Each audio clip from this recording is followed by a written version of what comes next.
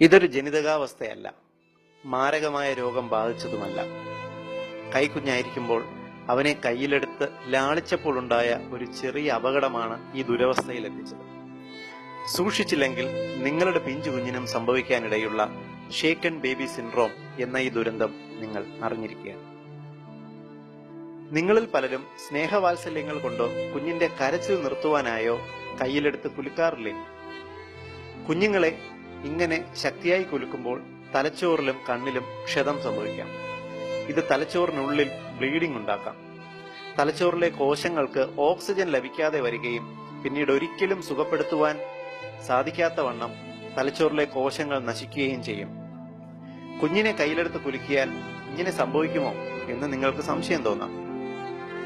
6 മാസത്തിൽ താഴെയുള്ള കുഞ്ഞുങ്ങൾക്ക് പലപ്പോഴും ഇങ്ങനെ അപകടം സംഭവിക്കാറുണ്ട്.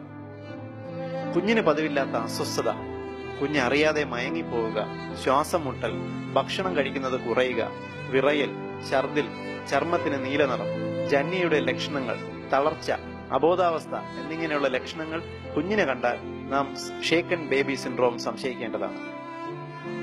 6 മാസത്തിൽ താഴെയുള്ള കുഞ്ഞുങ്ങളുടെ കഴുത്തിലെ പേശികൾക്ക് താരതമ്യേന വലിപ്പമുള്ള തലയെ സപ്പോർട്ട് ചെയ്യാനാകില്ല.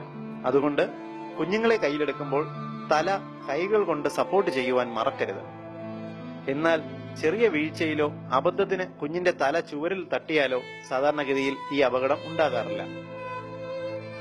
എല്ലാ മാതാപിതാക്കളുടെയും അറിവിലേക്കായി ഈ വിലപ്പെട്ട ഇൻഫർമേഷൻ ഷെയർ ചെയ്യുക. ഇതുപോലുള്ള അബദ്ധങ്ങളിൽ കുഞ്ഞിന്റെ ഭാവി നശിക്കാതിരിക്കട്ടെ. ഏവർക്കും ഉപകാരപ്രദമായ ഈ വാല്യുബിൾ ഇൻഫർമേഷൻ നിങ്ങൾക്കായി അവതരിപ്പിച്ചത് ethnichealthcode.com.